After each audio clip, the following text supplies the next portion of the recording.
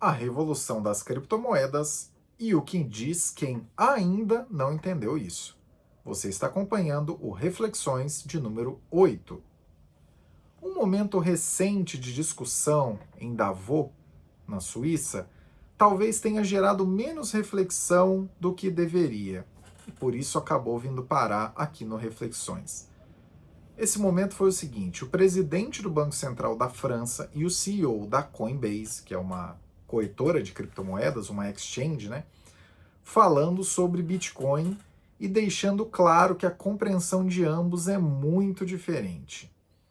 Quem está certo e quem está errado é um vídeo de 30 segundos, pouco importa, e vale a pena você conferir que vídeo é esse logo depois de acabar de acompanhar esse episódio. Quem está certo e quem está errado nessa discussão pouco importa. O problema é quem não entendeu ainda o tamanho que é a revolução das criptomoedas. A ideia central das criptomoedas vale dar vários passos atrás para a gente ficar na mesma página. A ideia central das criptomoedas, nos tempos do pós-crise de 2008, é que quem emite o dinheiro, no caso das criptomoedas, seria uma programação, um programa de computador, reduzindo bastante. E em função disso, a emissão dessas moedas não ficaria sujeita a intempéries de curto prazo ou decisões de curto prazo de governos, de bancos centrais e tudo mais. No caso do Bitcoin, inclusive, ainda tem o aspecto da quantidade ser limitada, né, a 21 milhões de unidades.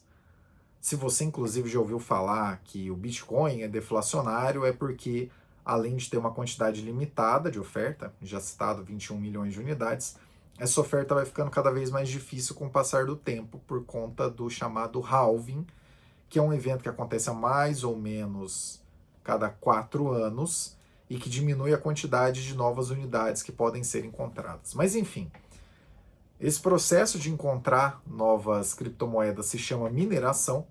E de maneira muito simplificada, minerar significa colocar um computador para resolver questões matemáticas dentro da programação daquele projeto. E resolvendo um certo número de equações, você é premiado, por assim dizer, com uma unidade. É mais aprofundado do que isso, mas o ponto central para vocês entenderem é o seguinte: quem controla a emissão, no caso de uma criptomoeda, no caso aqui estamos falando do Bitcoin, mas vários outros projetos também vão nessa mesma direção. Quem controla a emissão não é um banco central que pode a qualquer momento acelerar a impressão do papel moeda e, consequentemente, diminuir o valor de cada papel moeda impresso, a famigerada inflação. Mas sim, quem controla essa emissão é uma programação de computador já pré-definida desde o começo. Não há intervenção humana nessa emissão de moeda. E para além disso, em outros projetos ainda existe uma outra coisa muito importante nas criptomoedas, que é o chamado valor de comunidade, onde as pessoas não utilizam o token necessariamente pelo que ele vale, mas pelos acessos que ele gera ou pela comunidade mesmo. Como havia há muito tempo em jogos multiplayer, em comunidades online, só que envolvendo agora alguma quantia monetária, alguma quantidade de tokens ali para que você possa tomar alguma decisão. Ah, mas cripto não é moeda, não pode chamar de criptomoeda. As funções da moeda, olhando para a economia mais ortodoxa, são três. A primeira, ser meio de troca, ou seja, ser aceito como meio de pagamento. Servir como unidade de conta, ou seja, dá para você expressar o preço das coisas naquela moeda, e servir de reserva de valor, né? Essa moeda, essa quantidade desse recurso que você tiver vai valer alguma coisa amanhã se você guardar hoje. Quem usa criptos, pessoal, geralmente não está nem aí para isso ser uma moeda ou não. E são basicamente três os motivos. Em primeiro lugar, essa classe de ativos, né, a classe de ativos das criptomoedas ou dos criptoativos, como você preferir, já existe há tempo suficiente para ter um escrutínio legal, né, de regulação nas maiores economias do planeta e até ter instrumentos financeiros reconhecidos amplamente, como ETFs. Ou seja, não é, aspas, um papel aleatório que voou e todo mundo investiu, fecha aspas. Há muito mais profundidade nisso hoje em dia.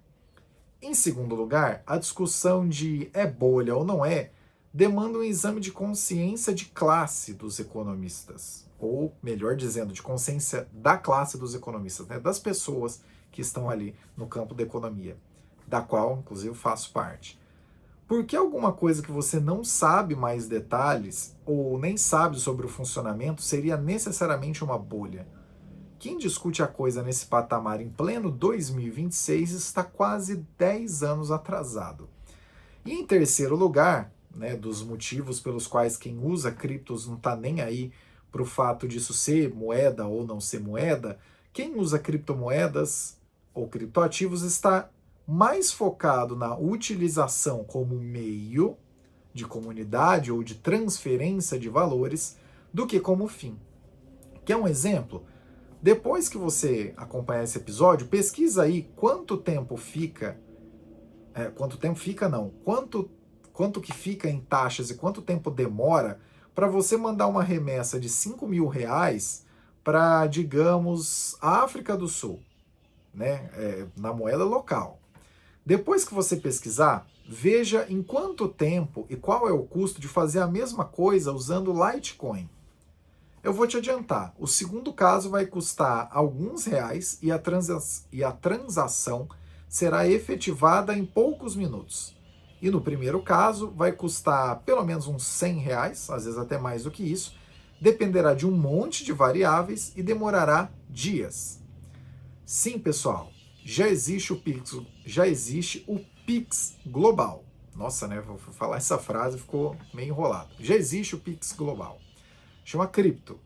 Se você não conhece sobre isso, é mais salutar você pesquisar sobre esse assunto do que ficar passando vergonha na internet falando que é tudo bolha, que é uma discussão realmente muito atrasada, bem pré-pandemia, muito pré-pandemia.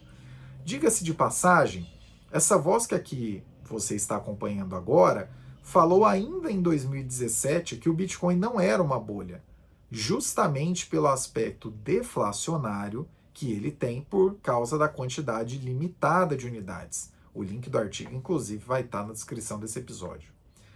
Sim, cripto é algo amplo, existem milhares de projetos e antes de tomar qualquer decisão em relação a isso, seja para comprar, experimentar, ter alguma carteira digital, conta em exchange, alguma coisa do tipo, você precisa buscar mais informação.